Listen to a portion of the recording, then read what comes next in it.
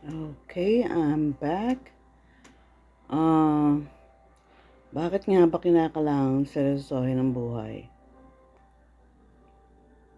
Paanong seryosohin? Life should be enjoyed, you know? Totoo, ginawa ng Diyos ang buhay. Nilagay niya tayo dito. Also to be happy. Hindi naman kinakailangan puro dusa, you know?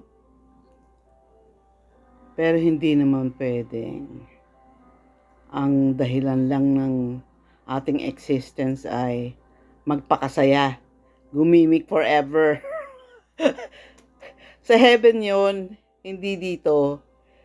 Dito alamin mo, ba't ka nandito? Kasi, bakit? Limited ang time mo. Pag nakuha mo na yung salvation mo rito, pag nakapasok ka sa kingdom of God ng napakaaga, katulad ni Sabio, I think si Sabio regenerated at the age of 12 or 10. Kaya at 14, kinuha na ni God eh. Orphan yon, wala siyang magulang. Kaya siguro kinuha na ni God agad dahil ayaw ni God magkasala pa or baka masira in the future. Kasi yan si God, tinitingnan niya ng future mo. He wants the best for you. Ngayon, kayo, na nalalaman niyo yung mga sikreto ng kingdom, take advantage. Kasi ang mangyayari, sumaya na kayo rito, sasaya pa kayo sa susunod. Kaya ako napakaganda ng outlook ko sa buhay kasi ang feeling ko, ang daming tao in billions hindi kilala si Jesus. Wala sa loob ng kingdom of God. Walang proteksyon. Di ba? Gamitin natin citizenship. Yung mga citizen ng, ano yung mga mayayamang bansa, katulad ng Switzerland, pag naging citizen ka doon, ano ang advantages mo? Walang pollution. Yung citizen parang hindi nadanas ng kahirapan kasi ang yaman ng bansa. Paano ang yaman ng bansa? Sa Kuwait, lahat ng citizen ng Kuwait citizen, hindi yung mga hindi yung mga nakabisa as worker. Yung citizen nila, dahil pumunta ako doon hindi nagtatrabaho. Nagtatrabaho yung mga foreigners. Bakit hindi nagtatrabaho? Sobrang laki ng income ng bansa na yung citizen hindi na kinakailangan magtrabaho at pag nagtrabaho, grabe ang benefits. Doon, pag gusto mo mag-aral at citizen ka, ang tanong sa'yo saan? Saan sa Europa? Amerika? O sa UK? Saan mo gusto? Sa Pilipinas? Nanay ko po. Swerte mo kung anak ka ni Kuwangko. 'Di ba? O kaya mag-anak mo si Marcos.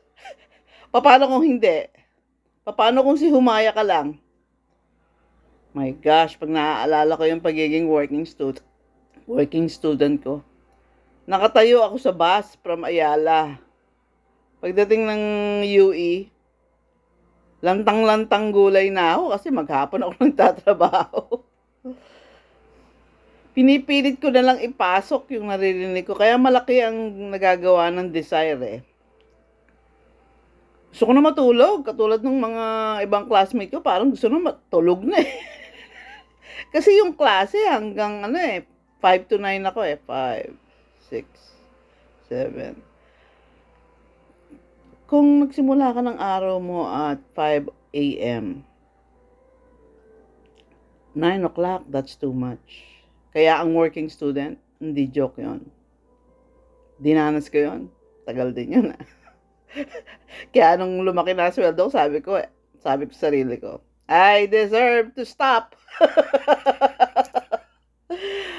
Ayoko na muna. Pagod na ako. Kaya lang, nung nakita ko yung buhay ko na I'm being exploited dahil hindi ako college graduate, Hinihingi kasi lagi yung, TOR eh. Hinihingi lagi yun. Katulad sa AMA, after ng 1 semester ko doon, nakita nila ang ganda ng performance ko. Hinihingi na yung TOR. Kasi sinabi ng mga graduating students, Miss Humayas the best. Siya lang gusto namin. Naku, naloko na, sabi ko. Hihinga na ako ng requirements. Tama nga, hinihingi agad ang requirements. Joyce, provide us with all your documents. Sabi ko doon sa ex ko, time to go.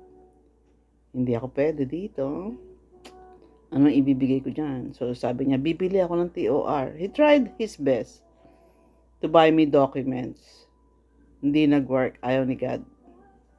Kaya talaga nag-aral ako sa Iris nung naghiwalay na kami. Dahil sabi ko kay Lord, ano gusto mo talagang gawin ko para sa'yo? Sabi niya, bumalik ka na. Pumasok ka ng school, tapusin mo yung schooling mo. Bumalik ka ng school.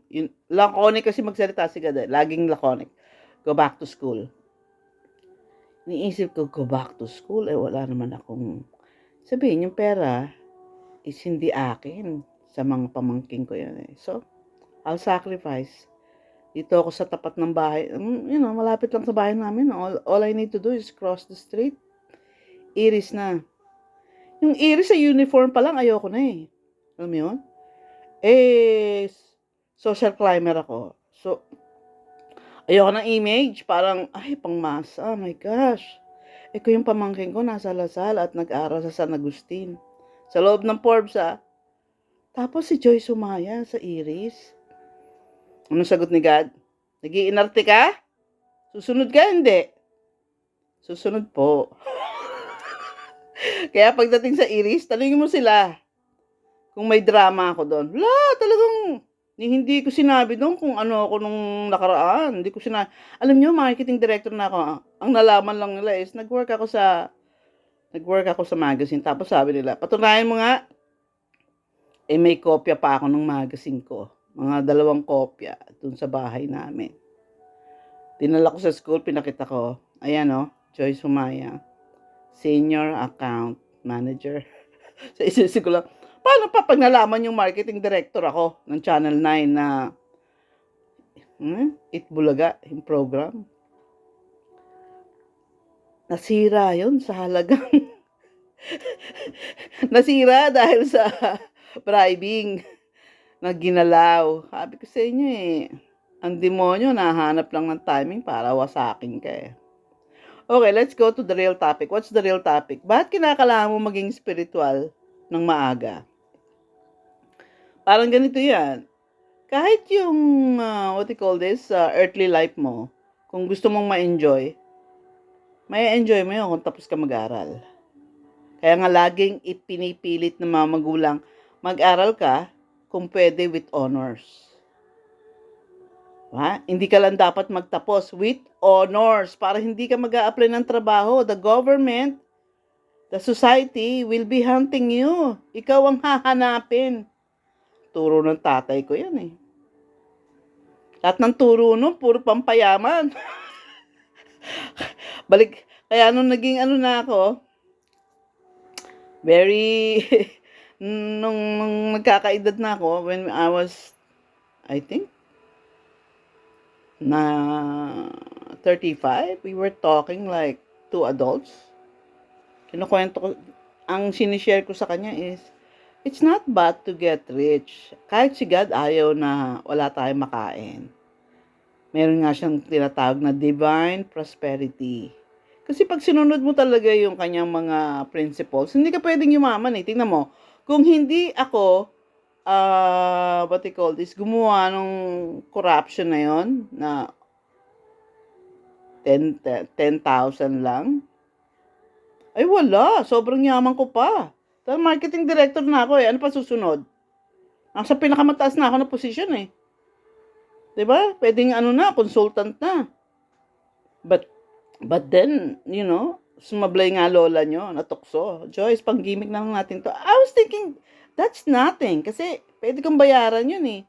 Kaso, paano mo ibabalik? Nasira na nga yung reputasyon mo. Diba? Nasabi na dun, ang nagsalita is yung mismong kliyente. They did not give my gifts. Hindi binigay sa akin ang regalo ko. Kaya hindi ko kayo bibigyan ng commercial. Tanggalin niyo yung marketing director na yun, pati yung nambasted sa akin.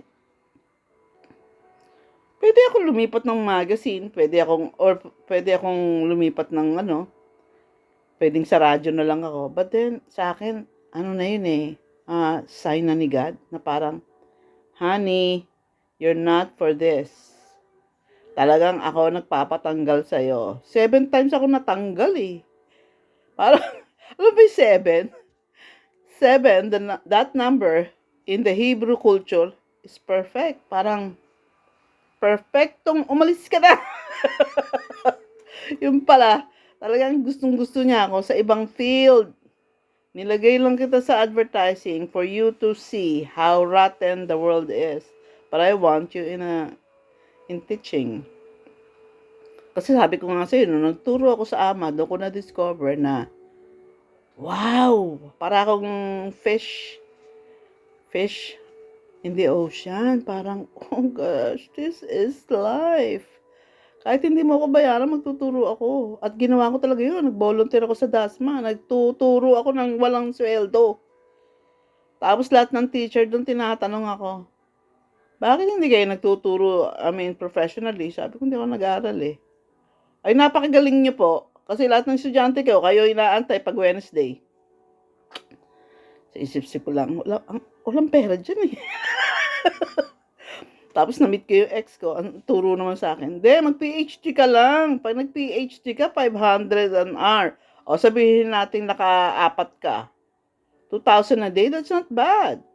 O magtatlong eskwelahan ka, maging greedy ka. PhD, hindi nga ako makatapos ng college. Nung bachelor ko, PhD. Ay, iba ang plano ng Diyos pala. Lalagay kita sa Canada, doon ka sa Vancouver, may pension ka, tapos magtuturo ka through vlogging. At ang ituturo mo, ako lang. Because ako lang ang kailangan nila. At walang nagtuturo katulad mo na, alam mo yun, geologs. Gusto ko geologs. Alam mo naman si God. Tingnan mo mga ibon, iba-iba ng variety. So, iba-iba teachers niya. Hindi lahat si Madam Soriano, hindi lahat si Mrs. Navarro. May Joyce din na baklang-bakla. Pero sasapuling ka, di ba? So, live life to the fullest, but make it sure you enter first the kingdom of God by true repentance. Hindi pwede doon yung sorry-sorryhan lang. Hindi. Ang true repentance is, my life is yours. Run it for me, Lord. Live it for me. You first, and you're the center. Yun ang true repentance. Without that, nasa labas ka pa rin.